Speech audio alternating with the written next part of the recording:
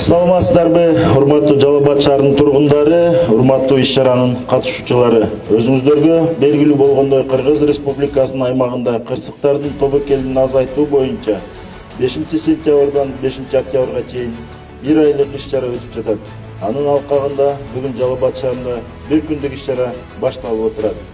Бул иш-чаранын негизги максаты жарандарыбыздын өзгөчө кырдаал учурундагы жүрүм-турум эрежелерин үйрөтүү, техногендик жана табигый кырсыктан сактоо, ошондой эле элибиздин жарандык коргонуу жаатындагы аң сезимин жогорулатуу болуп саналат.